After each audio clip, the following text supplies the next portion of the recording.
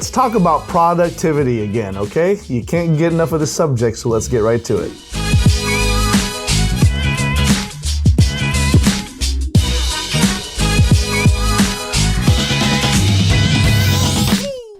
Hey there, Enterprisers, what's good? It's Jason Ligo here again, and in this video I want to talk to you about productivity skills to prioritize. That's right, productivity skills to prioritize, all right? Everyone wants to become more productive. At least everyone that I know wants to be. At least every entrepreneur that I know is trying to find a way to get more productive, be more efficient, and ultimately shortcut their way to success and stay there, okay?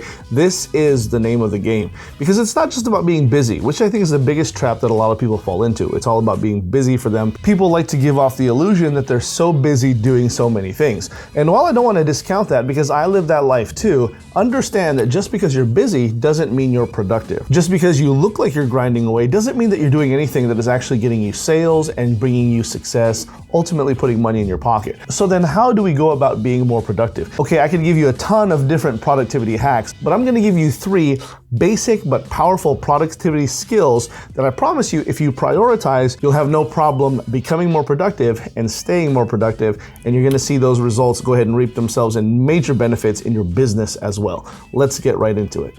Number 1, focus.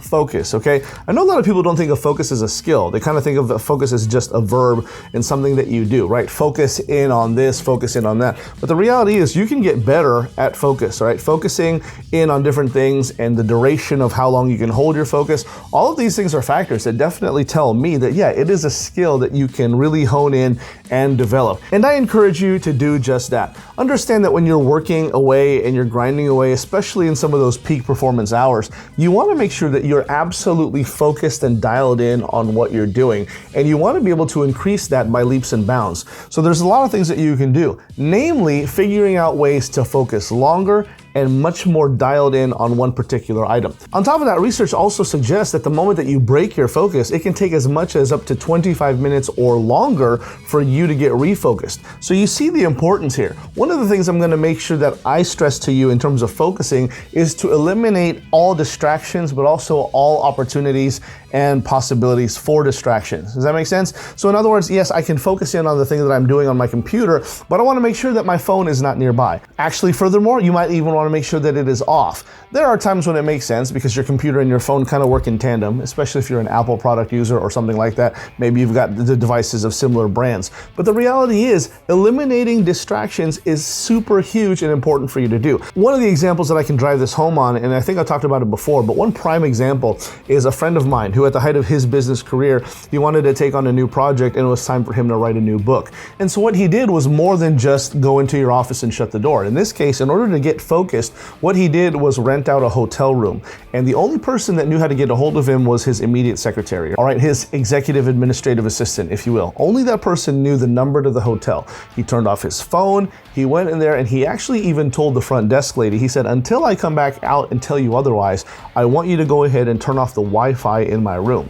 Now you might think, internet entrepreneur, why does he not want the internet? It's simple. The internet would prove to be a distraction for him, and he was there to write a book. Does that make sense? So yeah, you can trick yourself into thinking, oh no, how are people gonna get a hold of me? How am I gonna get new fresh ideas? But again, if you're focused in on a particular task, then make sure that there's nothing that could take you away from it. In my friend's case, he went to the hotel room, he had no Wi-Fi in his room, so every waking hour, what did he do? He hopped on his computer and he wrote, he typed, he banged out new topics on each different item, in which case over the course of time he edited them into chapters, and before you know it, he had a full-fledged book. That's what I'm talking about. Find out ways to increase your focus. Start with duration, start with distraction elimination, and go from there. The one thing that you need to prioritize when it comes to becoming more productive is that of focus. Number 2, peak time performance. Peak time performance, okay? I kind of alluded to this in the last point, but it's oh so important. And let me go ahead and break it down exactly what I'm talking about when I say peak time performance. You're gonna find the longer that you go on these focus binges, right? The longer that you go and really focus in on time blocks, productivity blocks, work blocks, whatever you wanna call it, you're gonna find that throughout your day, you're gonna be in your peak performance zone, right? Now, oftentimes I'm also going to associate that with a specific time because that generally seems to be the case. But just just know that there's going to be times when you are in the zone, right? You are in that specific peak performance zone where nothing can stop you, and this is where you're at your best and at your finest. And you really need to hone in on when this is and where this is. Sometimes it's because of the right setup, right? It's you, your computer, a cup of coffee, a notepad that you can scratch on, your phone, whatever the case is. Or maybe it's a certain ambiance or what have you. Whatever this is and whatever this looks like for you, make sure that you're really taking note of it so that you can exploit it and really take the most advantage of it. Because it's times like this that I find that is also one of the best times for you to eat the frog, or in other words, to do the thing that you don't want to do. So for instance, the work that you loathe, the work that you hate, the work that you find the most annoying, the ones that you're not excited about, this is the time to do it, specifically because you're in peak performance mode. So knock it out really quick since you're firing on all cylinders, and then you can go into the stuff that you really enjoy to do. Or then you can move on to the things that maybe are not so laborious or not so annoying or not so dreadful to you because you were so good you were able to knock it out. Now again, I associate peak performance a lot of the times with time itself, time of day. For some people, it's first thing in the morning, right? They get up, they have a shower, or they don't have a shower, they have a cup of coffee, and they're good to go. For some people, it's in the middle of the night, right? Or maybe it's later at night. Maybe it's one of those things where after a long work day, you're able to step away from your spouse, your kids are already down in bed,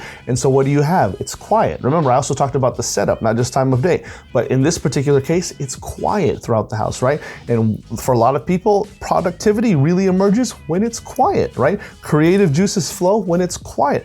Whatever the case is for you. Maybe for some people, it's in the middle of the day. Maybe you have lunch and you take a small, brief power nap, right? After 30 minutes, you wake up, you're ready to go. You're ready and refreshed. Your mind is firing. Your stomach's not, barking at you because you're hungry. Whatever it is, again, find out when is your peak performance time and capitalize on it, all right? Number two, an absolute skill that you want to go ahead and develop and prioritize is that of peak performance. Number three, plan your work, but work your plan. Plan your work, but work your plan. Again, don't discount this, my friends, even though it's so easy to do, and I have been guilty of this many, many times over. But essentially, this is the kissing cousin of analysis paralysis, right? We're all familiar with that term, analysis by way of paralysis, or paralysis analysis, wherein you're trying to figure something out, you're analyzing it, and as a result, you're frozen and you're not doing anything, okay? This is not quite that, but it's kind of similar. This is where you plan your work, you know what you want to do, and you start planning it. Not necessarily figuring it out, but you start planning the steps to world domination or to success as you see it. But the problem here, what takes place, honestly, is as you're planning, you are spending so much time in the planning that you're actually not executing on the time and executing on the plans that you're making, right? And sadly, this is one of those things that is an absolute time suck, and it's an absolute, discourager, because you get to planning so far down the road and so big that you realize just how big this picture is, and then inadvertently it's very easy for you to get discouraged because now you're just focusing in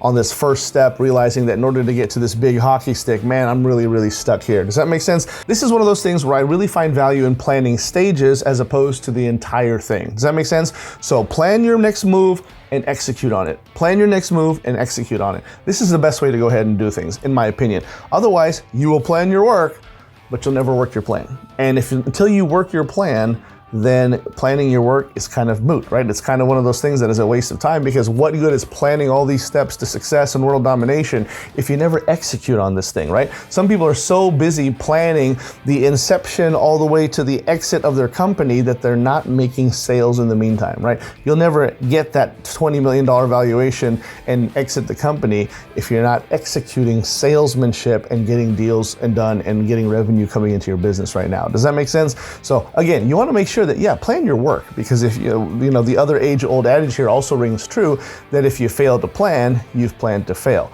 But understand that if you plan your work, you gotta work your plan. Otherwise, no one gets paid. There you have it, my friends. Listen, I trust that this was helpful to you. Go ahead and let me know which one of these in the comments below sticks out to you the most. Now you know what to do. Give me a like, a comment, a share. Most importantly, hit the subscribe button and the notification bell. That way you don't miss out on any more hot new content that I got coming down the pipe just for you. On top of that, if you haven't had a chance yet, click on the link below. What are you waiting for? Go ahead and find out exactly what it takes to build your own wildly profitable online business, even if you have failed at everything before. Watch over my shoulder as I show you how to go ahead and do this, as I've done time and time again. This is Jason Ligo with Always Enterprise. I'll talk to you next time. Take care.